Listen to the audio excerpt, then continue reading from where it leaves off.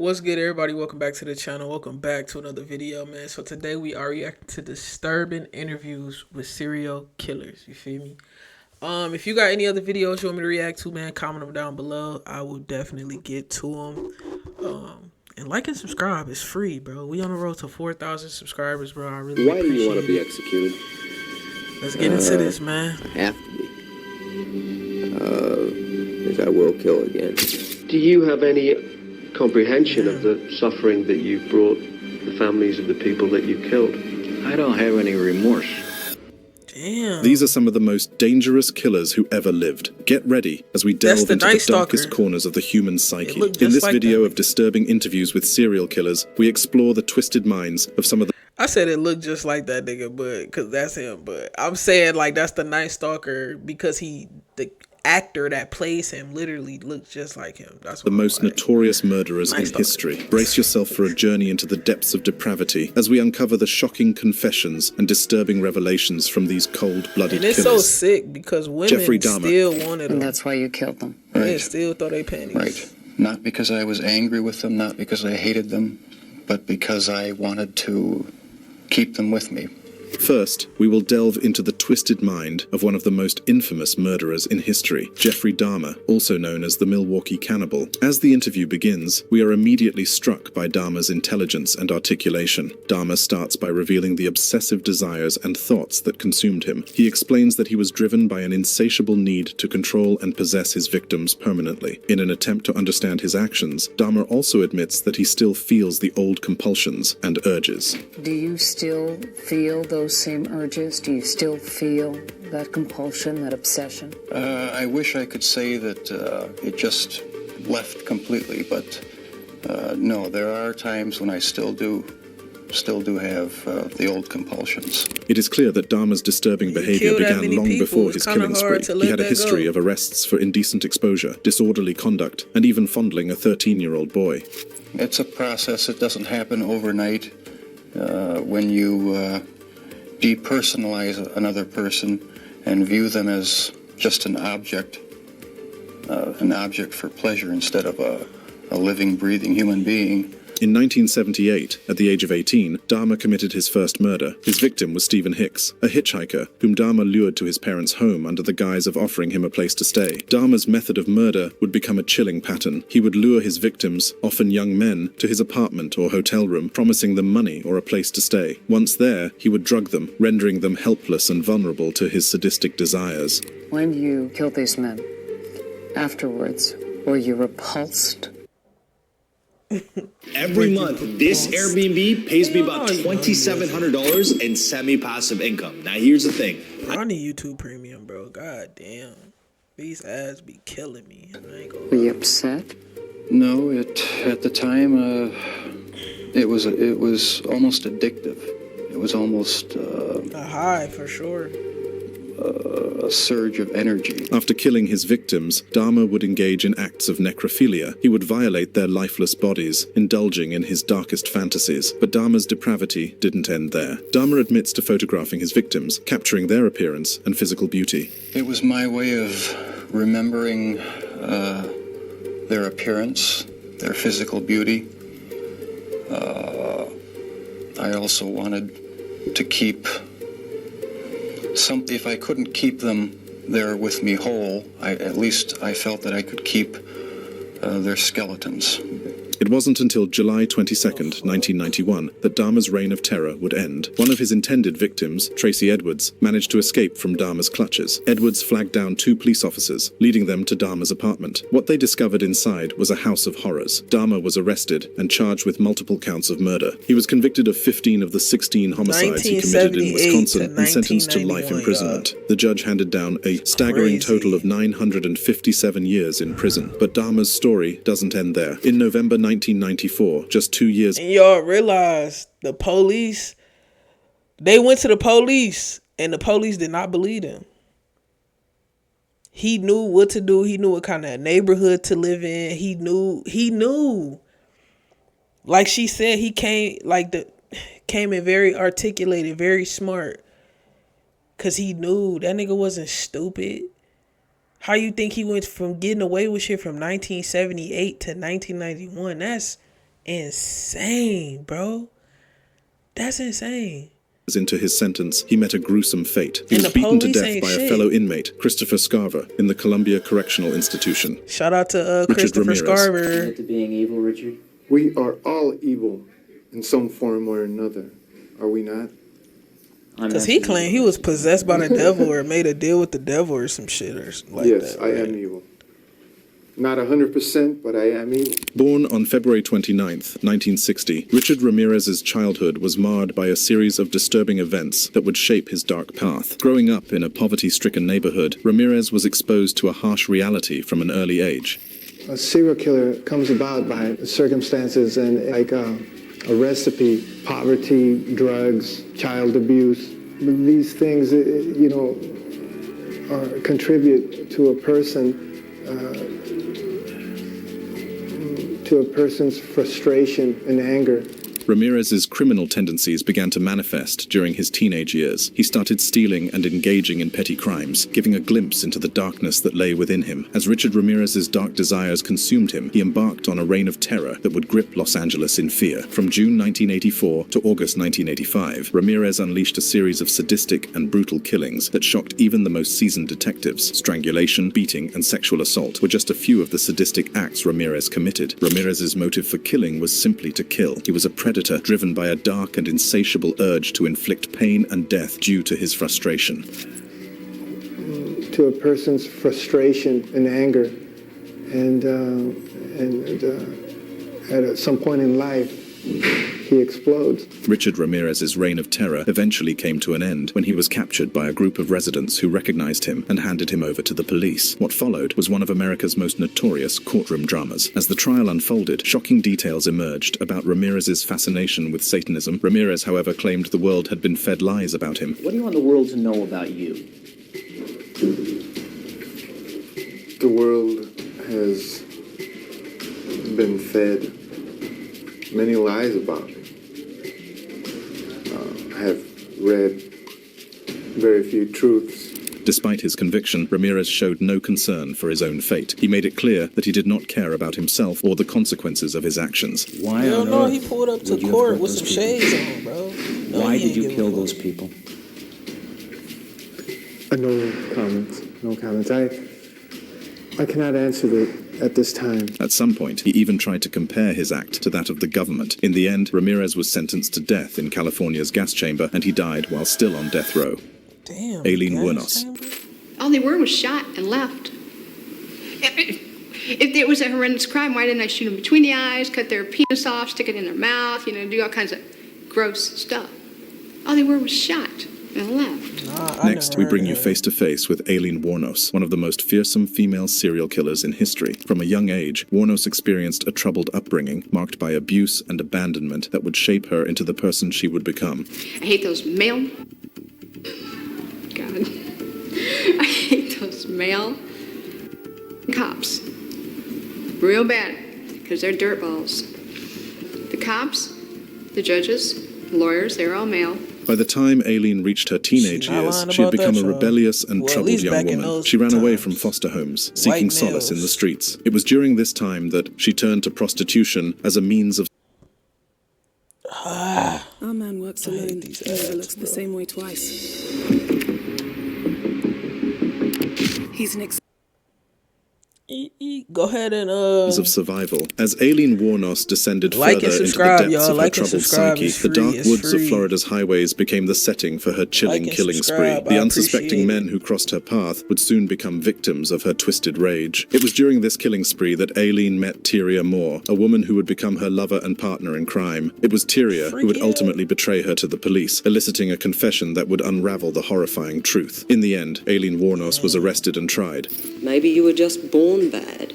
How do Boy, you... I don't know about you. I'm telling you, man. No, I wasn't born bad. You guys got it. See, I'm trying to tell you, man, they lie. They lied so bad to you all. She pleaded no contest to the murder charges, accepting her fate. She was sentenced to death, choosing death by lethal injection over life in prison. Her last interview was even more disturbing, as she claimed the police just wanted to paint her as a serial killer. She also talked about how the government tortured her with sonic sounds in her head. Just before the interview ended, Aileen blamed the government and society for what had happened to her. Yeah, thanks a lot. I lost my fucking life because of it. Couldn't even get a fair trial. Couldn't even get a fair investigation or nothing. Couldn't even have my appeals right. You sabotaged my ass, society, and the cops, and the system. A raped woman got executed. Wesley Allen Dodd. Why do you want to be executed? I have to be. Because I will kill again. Wesley Allen Dodd was born on July 3rd, 1961, in Toppenish, Washington. At first glance, his childhood seemed ordinary, but behind closed doors, a different reality unfolded. Dodd claimed that he was never abused or neglected as a child, but his diary, written during his imprisonment, revealed a different story. In those pages, he detailed the emotional and physical abuse he suffered at the hands of his father. By the age of 9, he discovered a disturbing truth about himself. He was sexually attracted to other boys. This realization would set the stage for the horrifying acts that would later define his life. Dodd's criminal history began when he was just 13 years old. No, I would do it again. I've been molesting kids nonstop since I was 13 years old, over half my life. Anything happened, I can guarantee I'd do it again, and sooner or later I would kill another child. In a series of chilling acts, Dodd sexually assaulted and murdered 2 brothers, Cole and William Neer. The depths of his depravity knew no bounds, as he later abducted and killed 4-year-old Lee Iserly. These innocent lives were brutally taken, leaving a community in shock and mourning. Dodd's crimes were not impulsive acts of violence. They were meticulously planned and executed, as revealed in his diary, where he documented his crimes and even planned future abductions. Dodd claimed to have liked killing. I've done it before, and at the time I liked it. But Dodd's reign of terror would soon come to an end. He was arrested after a failed attempt to abduct another child from a movie theater restroom. He was found guilty of the murder charges against him and was sentenced to death. However, the story doesn't end there. Dodd chose to be executed by hanging, the very same method he used to end the life of Lee Iserly. Despite his conviction, Dodd in an interview said if he was ever free, he still had someone he'd like to kill. I'm not going to say who, but there is somebody out there. There's a man out there. There's a man. Yeah. Someone related to the case that got you imprisoned in the first place? Not directly, no. The interviewer decided to probe further. But it's something that you know that you're going to do, or you plan to do, you want to do. Yeah. Dodd also talked about why his execution would be a good thing. When asked how he lived with himself after killing 3 innocent boys, Dude said he felt guilty but tried not to think about it. Finally, Dodd expressed his full desire to die because it meant relief for him and was the only way to guarantee he wouldn't hurt anyone. Eventually, Dodd was executed by hanging on January 5th, 1993. Ted Bundy.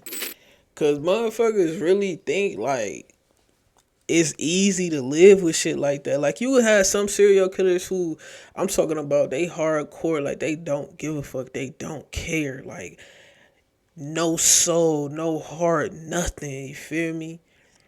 But you got some people just like him right here who he just seen, and he talking about killing him would bring him freedom, because he has to still think about that. You got to think about these kids, bro. You got to think about that. So, hey. I don't want to die. I'm not going to kid you. I'll kid you not. I deserve certainly the most extreme punishment society has, and I deserve. I think society deserves to be protected Ted Bundy from me. Those are the words of Theodore Bundy, one of the most prolific serial killers in America's history. Bundy's childhood home was filled with love and stability. His grandparents, Samuel and Eleanor Cowell, played an active role in his upbringing, providing additional support and guidance. As Bundy entered his teenage years, he began to show signs of rebellion and a growing fascination with violence. In his interview, Bundy emphasizes the significant influence of violent pornography on individuals like him. He believes that exposure to explicit and graphic material played a pivotal role in the development of his violent tendencies. We're talking about an influence that is the influence of violent types of media and violent pornography, which was an indispensable link in the chain of behavior, the chain of events that led.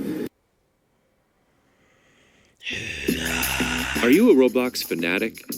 Microsoft Rewards No, I'm has a brand not. new way for I'm you not to a earn Roblox digital gift cards. fanatic, bro.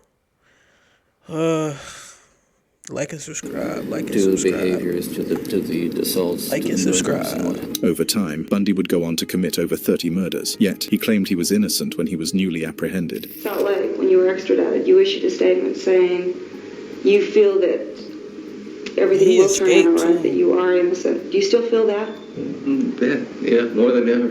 He even stated that he was angry at being locked up for a crime he didn't commit. Sure, I get angry. I get very, very angry and indignant. I don't like being locked up for something I didn't do, and I don't like my liberty taken away, and I don't like being treated like an animal, and I don't like people walking around and ogling me like I'm some sort of weirdo, because I'm not. However, he eventually admitted to the murder, and right before he was executed, Bundy in his last interview said while he deserved to die, it didn't change what had happened. Because there is no way in the world that killing me is going to restore those beautiful children to their parents and correct and soothe the pain. Ted Bundy was eventually executed in the Rayford electric chair on January 28, 1989. His last words were, "I'd like you to give my love to my family and friends." Carol Edward Cole. Why not fight for your life? I just don't care to. Carol Edward Cole was born in Sioux City, Iowa on May 9, 1938. From the very beginning, his life was marred by turmoil and emotional abuse. His mother, a deeply troubled woman, inflicted unimaginable pain on young Carol. At the tender age of 8, Carol Cole drowned a classmate, a chilling act that sent shockwaves through the community. As Carol grew older, his violent tendencies escalated. Carol's violent urges landed him in various mental hospitals, where he was diagnosed with antisocial personality disorder. But despite this diagnosis, he was released back into society, a decision that would have devastating consequences. The true extent of Carol's depravity was revealed when he attempted to strangle an 11-year-old girl, leaving her traumatized and scarred for life. This heinous act resulted in a 5-year prison sentence, but it was a punishment that did little to alleviate Carol's guilt. After his release from prison, Carol relocated to Nevada, where he continued his reign of terror. He targeted women, often choosing those he believed to be unfaithful. Carol's reign of terror came to an end when he was convicted and sentenced to life in prison in Texas. But justice wasn't finished with him yet. In 1984, he was extradited to Nevada, where he faced trial for the strangulation deaths of 2 women. The evidence against him was overwhelming, and he was sentenced to death. In an exclusive television interview, he discussed the suffering he had inflicted upon his victims, expressing a twisted sense of remorse. He singled out an 11-year-old girl, a victim from 1967, as the source of his deepest guilt. Are you sorry? For the victim? Yes. Yes. Anyone in particular? Especially the one that was the 11-year-old girl way back in 1967. The interview took a chilling turn when Carol was asked about the possibility of pain during his impending execution, since it was the first time the state was using the lethal injection method. I said if I wasn't concerned about that, I'd be lying. Because everybody wants to go the, easiest, most comfortable way. The ultimate question of whether Carol believed he deserved to die hung in the air. Unable to answer directly, he acknowledged the gravity of his crimes and the magnitude of the ultimate punishment. Considering what he had done, he believed he deserved the fate that awaited him. Do you deserve to die? I can't answer that question. No, it's the ultimate question. It is the question. For what I did, yes, I think I deserve to die. On December 6th, 1985, Carol's execution was carried out by lethal injection, a method that would bring an end to his reign of terror. Gary Ray Bowles. It's not hard to kill somebody. You can kill somebody pretty easy if you have the mindset for it. It was the year 1994 when Gary Ray Bowles embarked on a chilling killing spree that would send shockwaves. Do y'all think y'all could stomach the fact of like killing somebody? And I'm talking about self-defense. I ain't talking about being a serial killer or a psycho.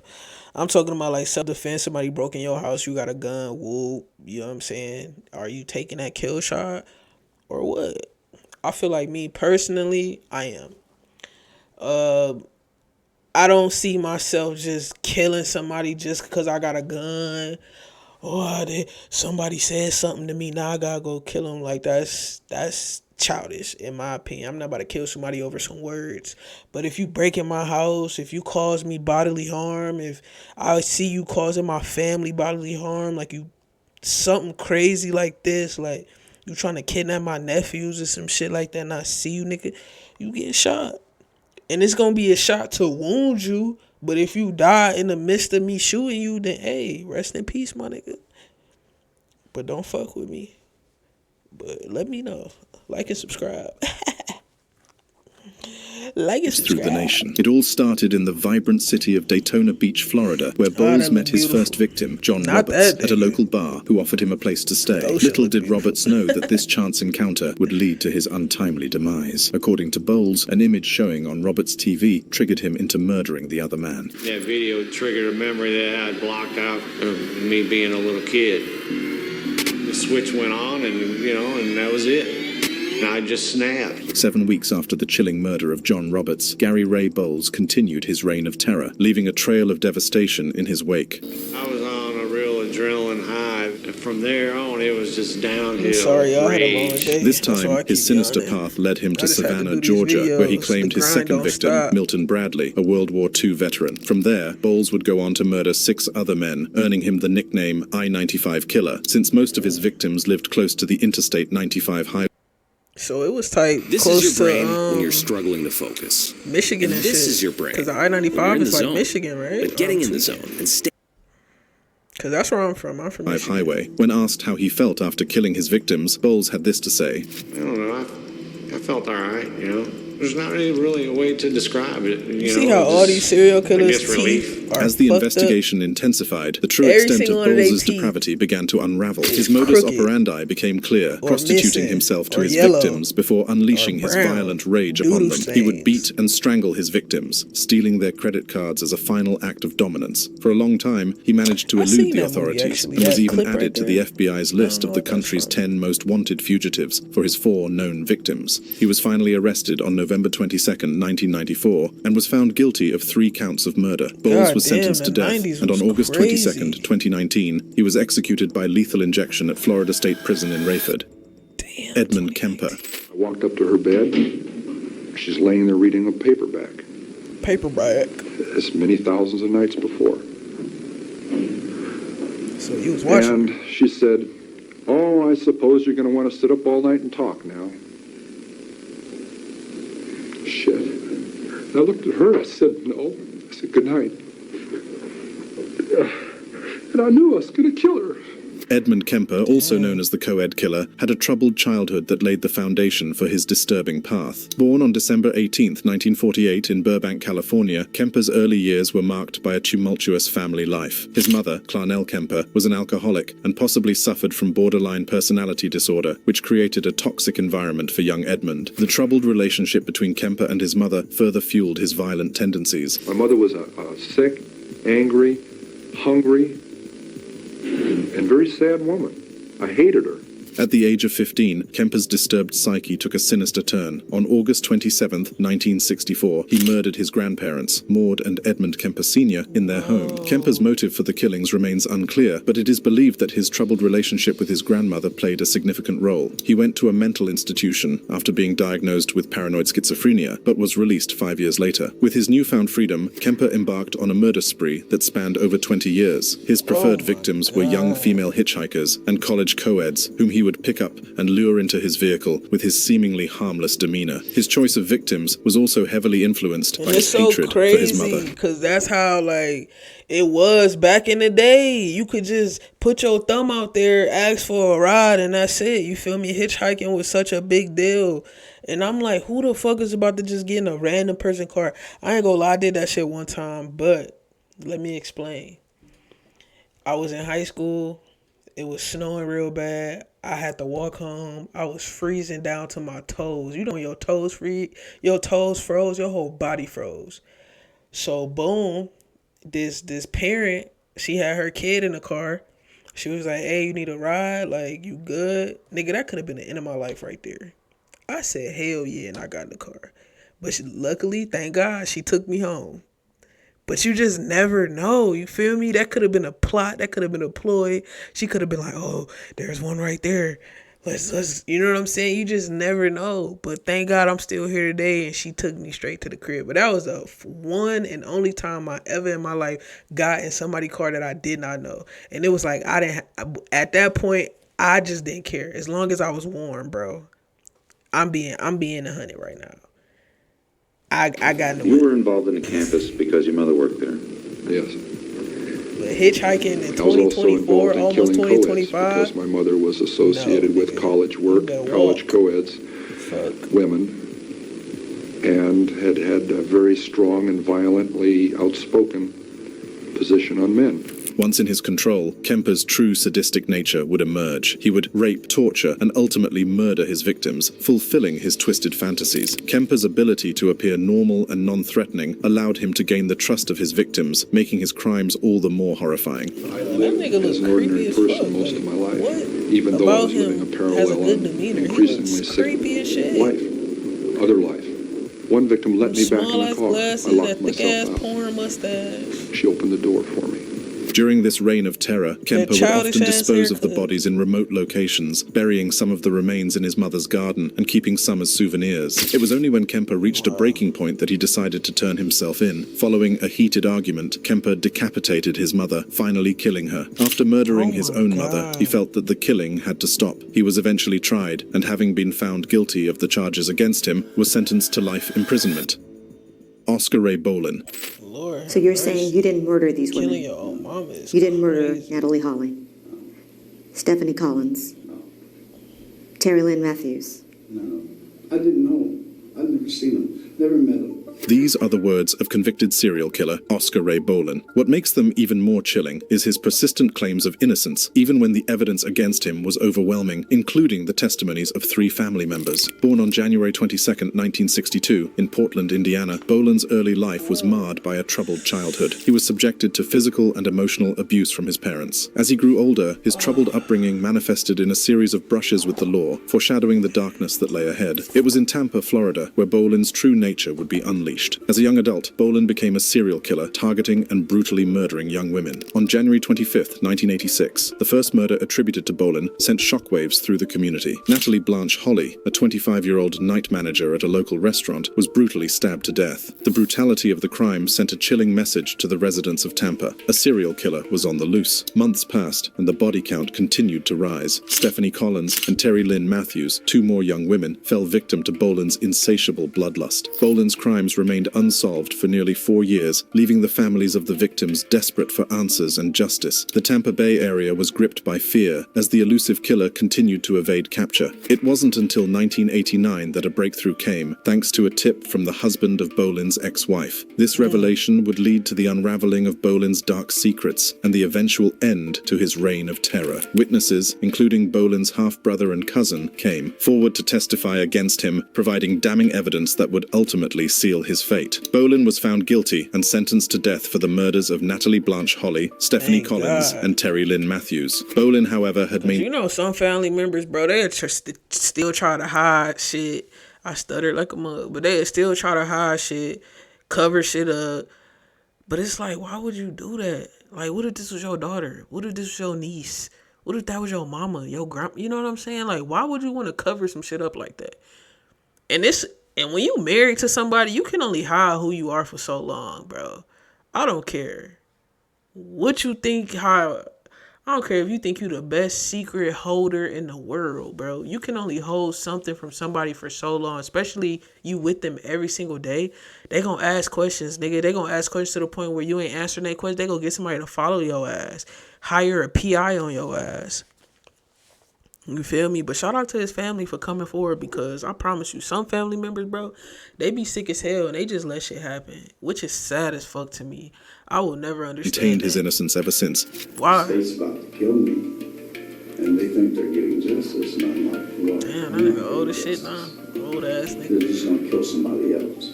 He continues by saying the state of Florida was murdering an innocent man. I've been hearing you talk for the last 20 minutes, and you're going over the case. You're going over Evidence the don't evidence lie. and talking about it being flawed and tainted and planted. So is Florida basically killing an innocent man? Yes. However, Bolin stated that his execution, however, would be a release from his punishment. As the nation watched, Bolin's life came to an end on January 7th, 2016, when he was executed by lethal injection. Arthur Shawcross. Do you have any comprehension of the suffering that you brought That's the why that nigga was families of the killing. They people was that you laughing at killed. him. That's why. I don't have any remorse. Arthur John Shawcross was born in Kittery, Maine, the first of 4 children of Arthur Roy Shawcross and Elizabeth Bessie, Yarakis Shawcross. He claimed that while growing up, his mother performed oral sex on him for several years, starting from when he was just 7. He also claimed that while in junior high school, he had sexual relations with his sister. Although his family denied these claims, Shawcross insisted it happened. Whatever the case, it was clear Shawcross was a troubled individual who was heading for a dark turn. Do you know what evil is? Sure. Are you evil? Somewhat. On May 7th, 1972, Shawcross sexually assaulted and murdered his first known victim, 10-year-old Jack Owen Blake. In September of the same year, he murdered his second victim, 8-year-old Karen Ann Hill, after sexually assaulting her as well. He was immediately arrested the next day, but as part of a plea bargain, he spent only 14 years in prison. Shawcross was released in April 1987, and in 1988, he went on a killing spree, brutally murdering 11 people, most of them prostitutes. He was eventually arrested in 1990 and was sentenced to 250 years in prison. Even while incarcerated, Shawcross showed no form of remorse for the chilling crimes he committed. He even described how he gruesomely split one of his victims open without betraying any emotion. The interview ended with Shawcross stating that he didn't want to hurt anyone anymore. There's always a bad man in me. You never can get rid of it. He's behind a door somewhere. I'm trying to keep him there. I don't want to hurt nobody else. That whole 14 years he was in prison, he was plotting. However, one thing that stood out was how Shawcross abruptly ended the interview when the case of the 2 children he murdered was brought up. He eventually died in prison on November 10th, 2008. The reason behind his evasion of the question, dead with him. Damn, bro. That's sad. That is sad, bro. Nowadays, you really don't hear too much about, like, killers and serial killers and shit like that. At least I haven't heard about any. None has been broadcasted or no shit like that. But this shit crazy. The 90s, 80s, and the 70s was wild, bro. Wow. But thank God, you feel me, that shit ain't happening right now. And if it is happening, bro, keep that shit. Keep that shit.